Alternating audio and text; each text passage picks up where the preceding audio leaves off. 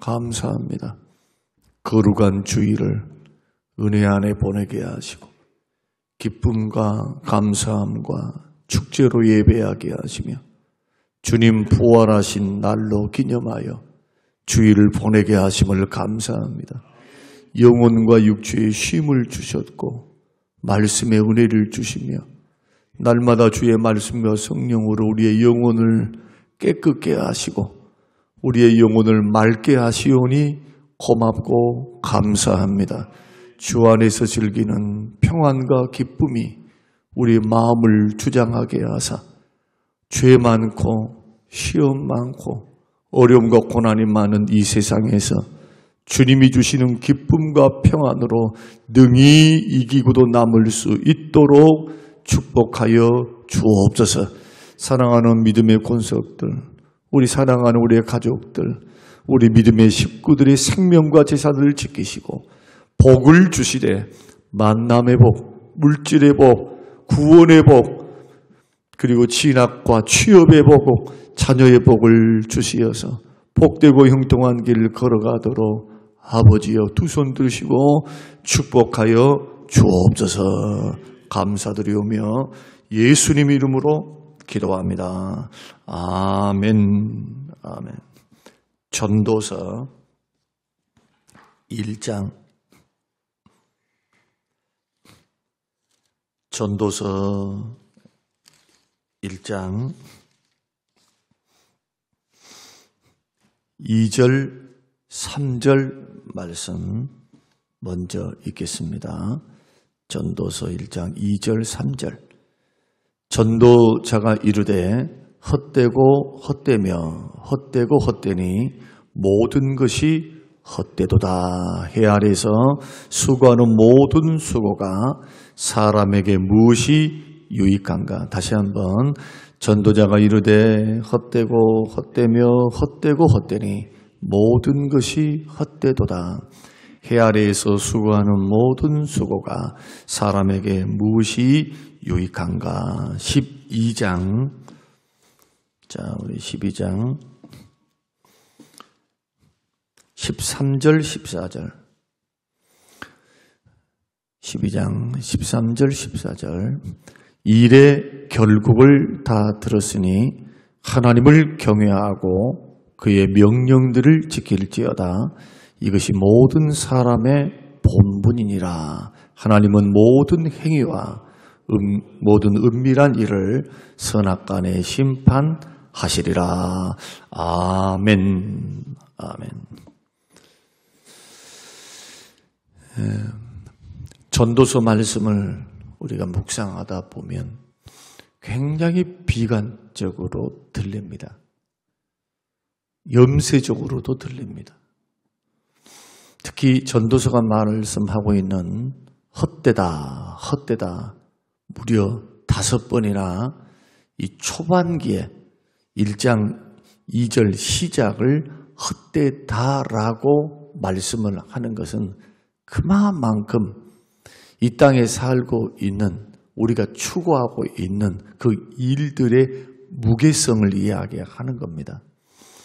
전도서가 밝히는 사람의 지혜, 사람이 하고 있는 아침부터 저녁 늦게까지 일하는 일, 또 전도서가 말씀하고 있는 물질, 돈 문제, 명예, 권력, 그리고 사람이 이 땅에서 살면서 누리는 쾌락, 즐거움, 먹는 즐거움, 마시는 즐거움, 소유하는 즐거움,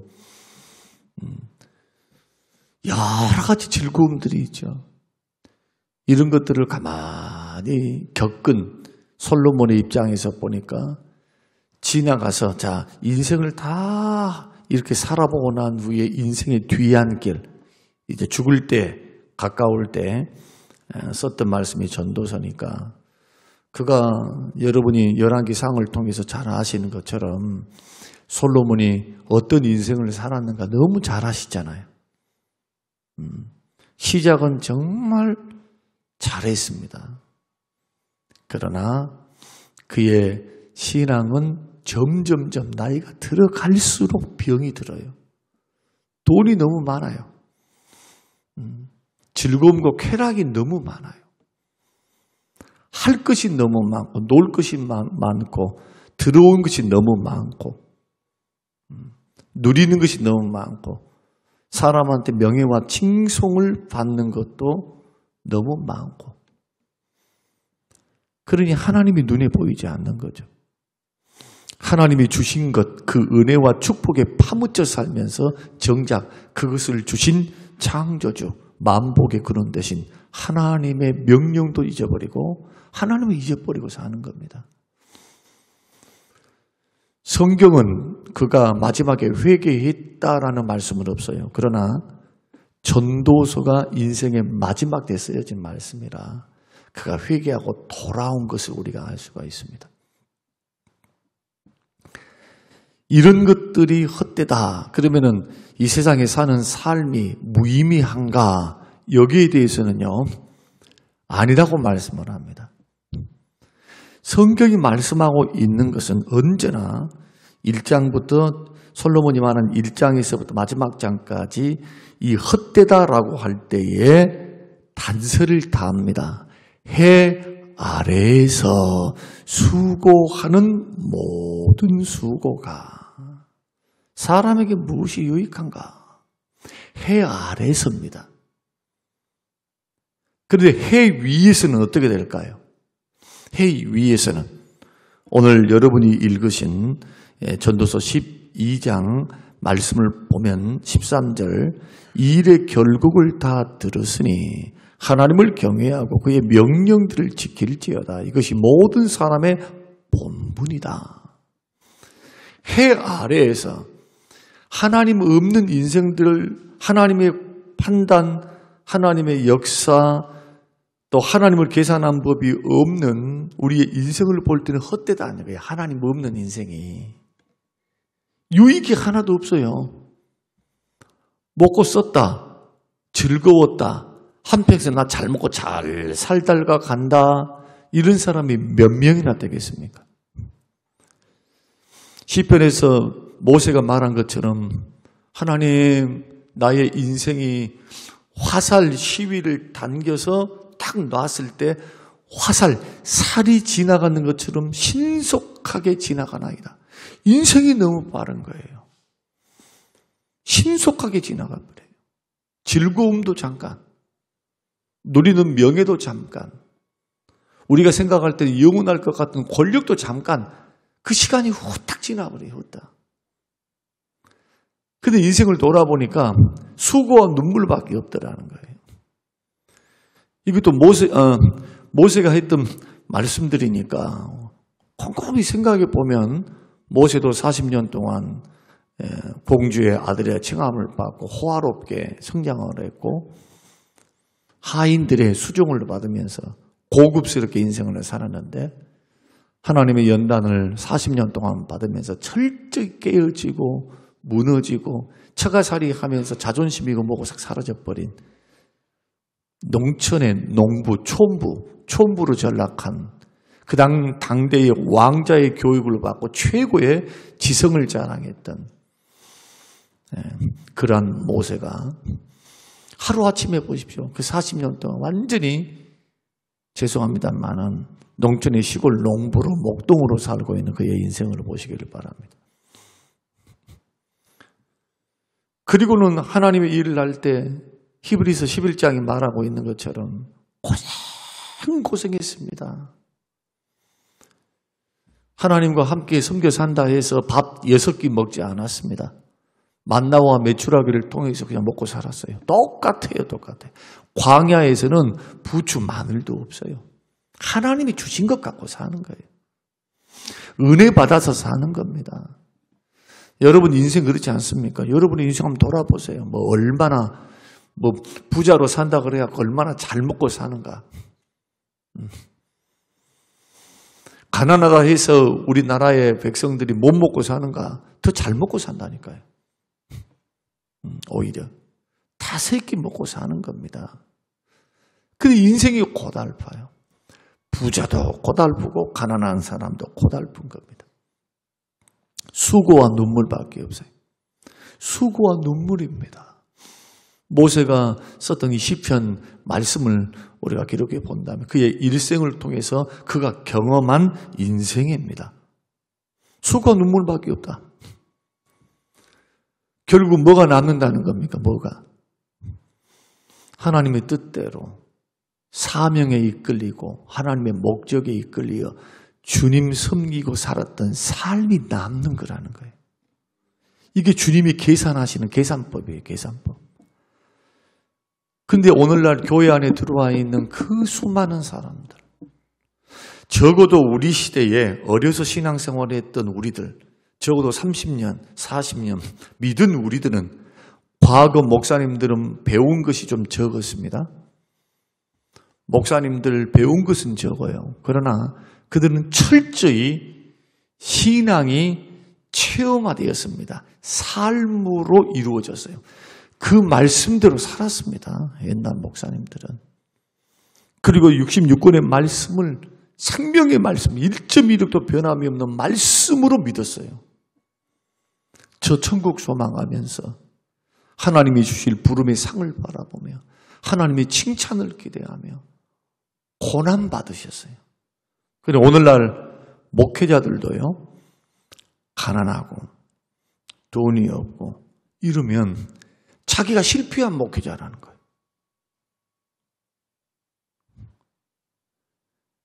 사명이 귀하니까 자신도 귀한 거예요. 하나님이 맡겨주셨잖아요. 성직을 누가 맡겼습니까? 사람이 맡겼습니까? 하나님이 맡기신 거죠. 하나님이 불러주셔서 말씀을 맡은 그 자체가 존귀한 겁니다. 생명을 살리는 것이기 때문에 하나님의 대사이기 때문에. 그래서 목사를 가리켜 하나님의 사자라고 그러잖아요. 사자, 목사. 어흥하는 사자입니까? 하나님 말씀을 전달하는 전달자라는 거예요. 이 특권을 하나님이 주셨기 때문에 말씀을 맡은 겁니다. 그 자체가 귀한 겁니다. 하나님이 왕의 권위를 주신 거기 때문에 강단에 있어서는 하나님이 말씀하신 것처럼 설교를 해야 돼요. 나는 개척교회 목사인데요. 절대로 그런 식으로 안 됩니다. 이런 관점에서 인생을 바라볼 때 수고하고 눈물밖에 없는 인생에서 행하는 모든 일들, 우리 일상사에 하나님이 빠져버리면, 믿음이 빠져버리면 아무 유익이 없어요. 뭐가 유익이 있어요? 조금 잘 먹고 잘 살았다, 조금 뭔가 이루었다. 하나님 계산법에 그게 도대체 하나님이 이 세상 불탈 때, 자, 예수님 재림하면 심판이 있죠. 불로서 심판하시죠. 노아 때 물로 심판했던 것처럼 홀라당 다 태워요. 산자와 죽은 자들 다 심판받아요. 재림 이후에. 백보자 심판입니다. 안 믿습니까? 그거 안 믿습니까? 하나님의 심판? 그럼 전도는 뭐 때문에 합니까? 질문입니다.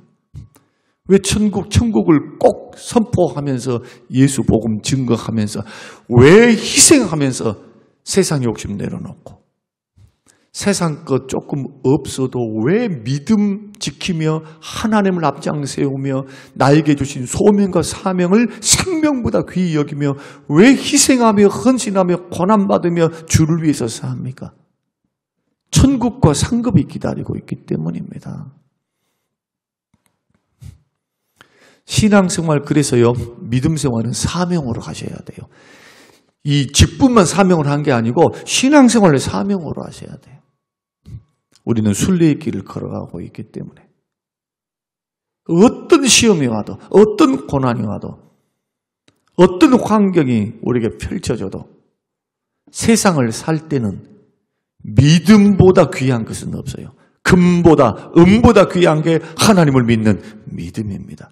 믿음 포기하면 소망이 없는 거예요. 그래서 끝까지 주를 믿는 사람, 하늘이 무너져도 솟아날 구멍이 있어요. 마치 요셉이 형제들의 시기에 의해서 죽임당할 뻔했던 그때 그 형제들이 얼마나 시기했습니까? 요셉을. 그 구덩이, 그들이 파놓았던 구덩이에 집어넣고 저 자식 죽이자. 그 소리 다 들었겠잖아요. 누가? 요셉이 형님들이 하는 그 소리 말입니다. 죽이자고. 성경이 그렇게 적나라하게 기록하고 있습니다. 유다의 만류에 의해서 요셉은 생명을 구원받습니다. 그리고는 아라비아 상인에 의해서 이집트 보디발의 종으로, 몸종으로 팔리게 되어지는 그 모든 과정을 보십시오. 우물에 갇혔으니 동서남북으로 갇혔습니다. 동으로 가도 길이 안 보여요. 하나님이 안 계셔. 북쪽을 쳐다봐도 하나님이 안 계셔. 남쪽을 봐도 하나님이 안 계셔. 서쪽을 봐도 하나님이 안 계셔.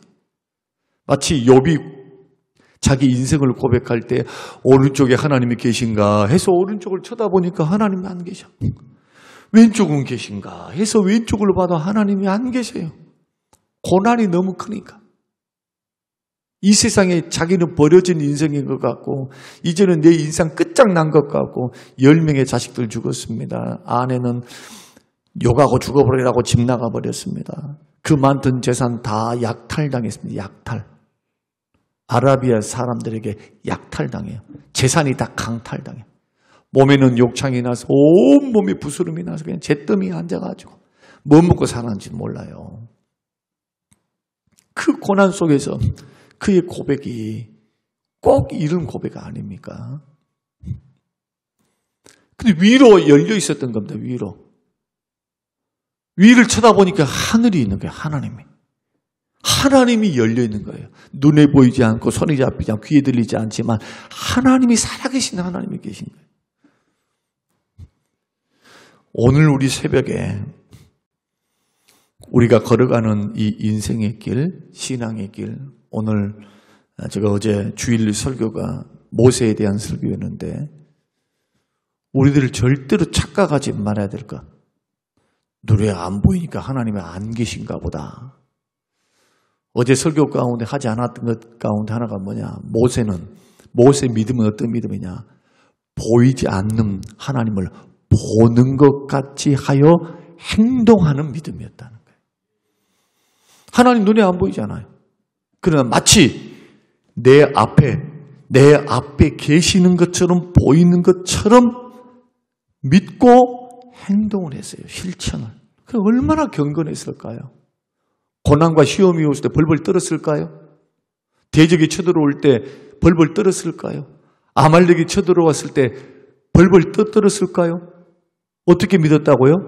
보이지 않는 하나님을 보이는 것처럼 믿은 거예요. 그래서 산꼭대기에 올라가서 손을 들어 기도하죠. 거룩한 손을 들어. 하나님, 물리쳐달라. 기도로 승리를 합니다. 두려워서 벌벌벌벌 떨어서 그냥 기도고 뭐고 막 시험 들어가지고 코가 석자나 빠져가지고 어떻게 하나, 환경이 전세가 어떻게 되는가 이렇게 살피는 일을 하는 게 아니라 아니 군대를 정비해가지고 자기가 싸우든지 그러려면 여호수아 보내놓고 뭐합니까? 기도하는 거예요. 기도. 하나님 도와주셔야 전쟁에 승리하니까. 이게 영적 승리, 신앙생활의 단면입니다. 이게. 만약에 세상의 일이 우리의 인과율에 의해서만 이루어진다면 그렇게 해야 돼요. 삶이 어려우면 빨리 그 어려움을 타개할 수 있는 방법에 더 민첩해야 되겠죠. 그러나 그 배후에 하나님이 살아계신다면 믿음으로 승부를 걸면서 타겟책을 찾아가는 과정 속에서 하나님의 인도하심을 구하겠죠. 이 차이예요. 이 차이. 믿음의 차이가 종이 한 장 차이에요. 종이 한 장. 똑같이 어려움을 대책을 하는데 하나님께 기도함으로 하나님의 인도를 받고 지혜를 구하고 도움을 구하는 믿음으로 사는가. 자기 실력과 자기 능력과 자기 믿음으로 자기 생각으로 그것을 찾아 나아가는가. 찾는 방법은 다 똑같아요. 그러나 하나님 믿음. 이걸 가리켜 경외라고 말을 하는 겁니다. 경외. 그래서 12장 13절 일의 결국을 다 들었으니 하나님을 경외하고 하나님을 존경하는 거예요. 하나님을 두려워할 줄 알고 존경하는 거. 하나님을 하나님 되게 하신 방법이 뭐답니까? 말씀 순종하는 거. 그 말을 허탄하게 듣지 않는 거. 하나님의 말씀은 인격입니다. 인격이에요. 말씀 무시하는 거 하나님 무시하는 거예요. 부모의 말 무시하는 것은 부모 말만 무시한 겁니까? 그 말한 부모의 인격을 무시하는 겁니까? 인격을 무시하는 거예요. 인격. 말씀 무시하는 거 하나님 자체를 무시하는 거예요. 그래서 하나님이 진노하시고 하나님이 기뻐하지 않은 겁니다. 그럼 반대로 하나님 말씀을 순종하고 받들며 걸어가면 하나님을 하나님으로 인정하는 것. 이것이 하나님 나라의 백성의 삶의 원리. 구원은 은혜로 받지만 삶은 어떻게 걸어가야 됩니까? 주의 명령을 지키는 것. 명령들을 지킬지어다. 반복해서 말씀합니다. 구체적으로. 이것이 모든 사람의 본분이다. 이게 남는 거라는 거예요. 이게 헛되지 않는 거라는 거예요. 그러니까 결국 이것을 신약적으로 표현을 한다면 믿음으로 살아내는 거예요. 믿음으로.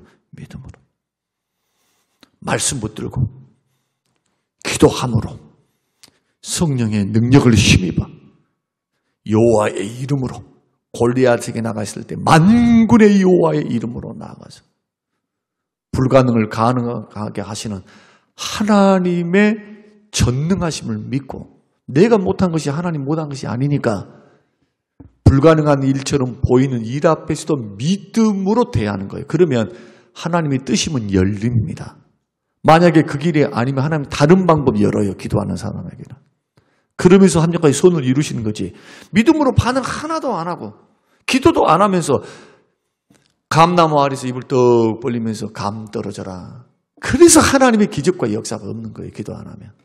믿음으로 반응해야 말씀 안에서 실천하고 순종해야 변화가 일어나요. 아무런 움직임이 없으면 아무것도 이룰 수가 없는 거예요. 움직이시기 바랍니다. 믿음으로 말씀을 따라서 행동해야 돼요. 그럴 때 하나님은 일들을 이루시고 우리를 사용하시는데 더 중요한 게 있어요. 자, 이제 14절 읽고 마치겠습니다. 자, 같이 한번 읽겠습니다. 시작. 하나님은 모든 행위와 모든 은밀한 일을 선악간에 심판하시리라. 판단 누가 하시겠대요? 하나님이 하시겠대요. 사람이 판단 안 하니까 괜찮네 이러면 안 되는 거예요. 말씀에 살다가 말씀대로 살다가 내가 실수하면 그래서 회개하는 거예요. 누가 회개하라 말 안 해도 내 안에 계신 성령께서 그거 아닌데 부담감을 주시고 자꾸 찔림을 주면 두말하면 안 돼요. 여러분 복 받으려면 여러분 영혼이 새로워지려면 하나님의 능력과 은혜가 여러분 안에 머물려면 성령의 역사 불꽃의 역사, 불같은 성령이 나를 사로잡기를 원하신다면 회개해야 되는 겁니다. 그리고 거룩의 길, 구별된 길을 걸어가야 돼요. 그러면 구별될 길은 어떻게 걸어갑니까? 말씀 순종으로 걸어가는 거예요. 그래서 좀 무겁고 힘들지만 반드시 믿음의 선한 싸움을 싸우시면서 오늘 전도서는 하나의 우리의 인생을 이야기하는 겁니다. 얼마나 단순하고 명쾌합니까? 하나님 말씀이. 우리가 이것을 몰라서 못할까요? 아니요. 알아도 잊어버려요. 알아도 훈련이 안 돼. 왜? 옛사람의 본성의 습관이 있어요. 내 몸에. 육신적인 본성의 습관과 죄성이 아직도 우리가 남아있으니까 날마다 나를 쳐서 복종시켜서 새벽마다 죽이는 겁니다. 새벽마다 내 옛사람과 싸우는 거예요. 육신의 소욕과 싸워야 성령의 소욕의 역사를 통해서 성령의 역사의 승리를 하는 거예요. 둘이는 싸우게 돼 있어요. 성령의 역사에 순응하시길 바랍니다. 이런 역사 안에 여러분 하나님을 경외해야 하시고 선악간에 심판하실 줄 알고 정말 죄가 무서워서가 아니라 죄가 더러워서 죄를 미워하고 악은 모양으로 버리며 걸어가는 거. 실수할 수는 있겠죠. 그러나 그것이 습관이 돼서는 안 된다는 거. 절대로 안 된다는 거. 이게 열매로 발전하니까 성령의 열매를 자꾸 말씀 순종을 통해서 옛사람의 틀을 벗어가고 어린아이와 같은 심령으로 거룩한 주의 신부로 하나님 앞에 말씀 순종의 길 걸어갈 때 말씀과 기도를 거룩해 지니까 자꾸 말씀 순종의 길, 기도함으로 회개함으로 하나님 앞에 나아가는 길들을 연습 열심히 하시기 바랍니다.